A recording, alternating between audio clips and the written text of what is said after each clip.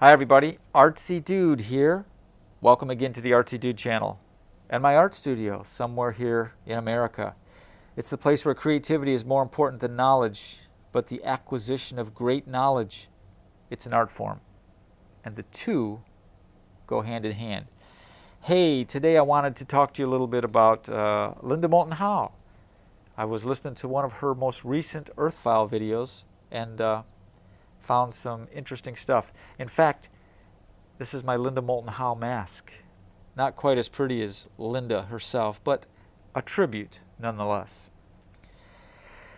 So I was listening to her most recent EarthFiles, and there was a caller calling in at the end. She takes questions at the end, and this caller was asking a question about multiverses or something to that effect. And Linda went on to tell a story about a physicist friend of hers that was taken upon an alien spacecraft, a spacecraft full of grays, and that during that visitation, this physicist was shown a hologram.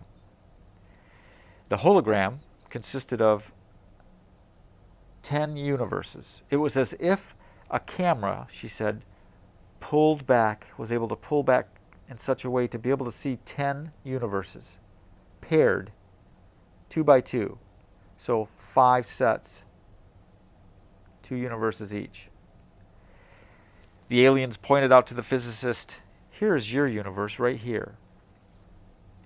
And next to it was a twin. And they explained to this physicist that our universe is an entropy universe. It's a universe where everything is winding down, going to the sum of zero, to the end game. Everything has a beginning and an end in our universe. Solar systems come and go. On Earth here, ecosystems come and go. Trees live and die. Humans are born, live through infancy, pre-adolescence, middle age, we get old and we die. So everything we know of in our universe has a life and death. You buy a car, you drive it for 10 years, it dies. Everything. Tires wear out. You know, you have to have your roof replaced on your house. Everything, and I mean everything, comes to an end in our world. As will our world someday. Thousands of years in the future, if we're not affected by some sort of global catastrophic event before then. But this other universe that was connected to ours, right here, its twin, was a universe that was just the opposite, this physicist was told. It was a universe that was growing younger. And so, when we die, we go through this tunnel, as it were, and I don't remember the exact term that this physicist used, but we go through this tunnel, we end up in this second universe where we start growing younger. And so becomes this infinity loop. That sign, that symbol that we see, the infinity symbol. I found that very interesting.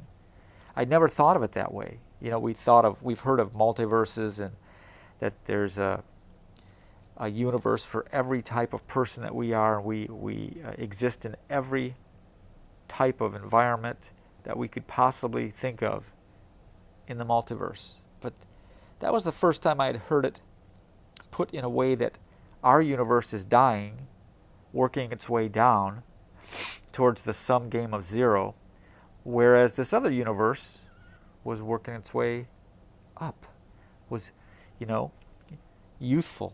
It was all about growing younger. How does that work? I don't know. I do enjoy finding out about all of the different types of scenarios that are out there. I like reading about them. And we've heard many. We've heard that there are numerous aliens that are visiting this planet and have been for thousands of years. We've heard stories about how there are aliens living here among us right now. We've heard stories about blue avians. We've heard stories about, secret space programs. All of these different things. They're interesting to listen to, but take everything with a grain of salt, you know? Do your homework, do your research. Most of these stories come along and they have no evidence whatsoever. None. Now, this physicist that Linda Moulton Howe was interviewing is apparently a friend of hers, and she still keeps in touch with him, per her own words, and that he's currently working in physics in trying to neutralize gravity. That makes sense to me. I mean, he's a physicist, and a lot of the physicists that work in those environments today are working on anti-gravity, the way to neutralize gravity. So she totally believes him, even though there was no evidence, there was no physical evidence, no photographs, no videos. This is merely his story. But then again, you have to take it with a grain of salt and step out in faith if you want to believe it. I mean, talk about stepping out in faith. If you want to believe the creation of the universe from the biblical standpoint, that God created the universe in 6 days, rested on the seventh, or the story of Jesus and how he walked the earth as a human being, lived, died, suffered, died, was buried, and rose again in 3 days. I mean, those are incredulous stories. Now, the Bible has many stories like that, and so do people about UFOs and aliens. So what do you believe?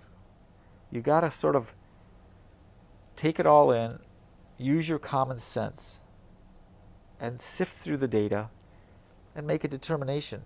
I mean, ultimately for me, it's my gut that tells me, you know, whether something is right or wrong or truthful or not.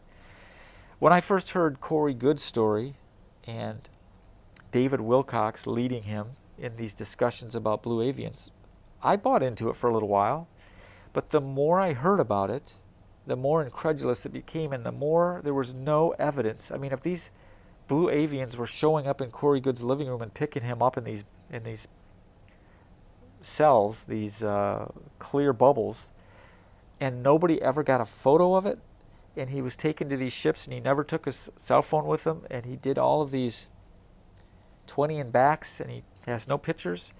Some of that stuff just, to me, doesn't ring true. I have to go by my gut.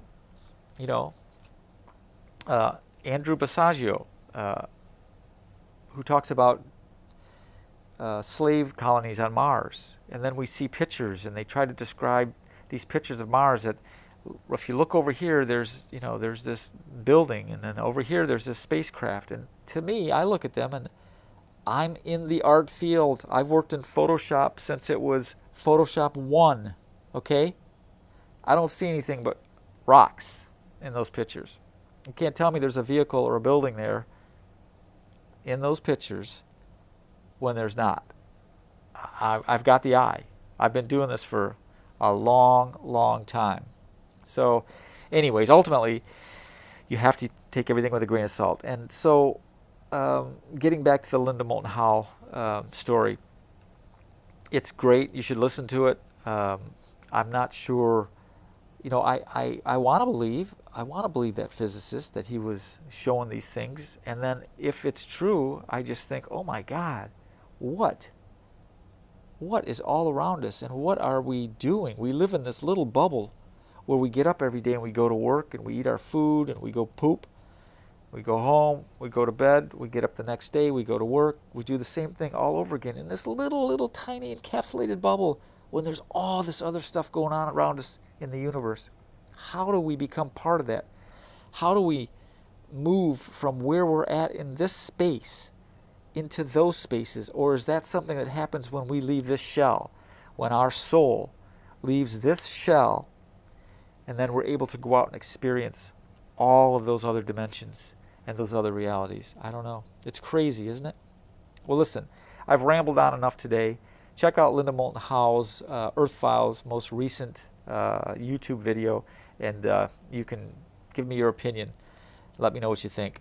As always, I try to remind everybody to always take care of your animals, love your family, be kind to one another in social media, out there in the social world.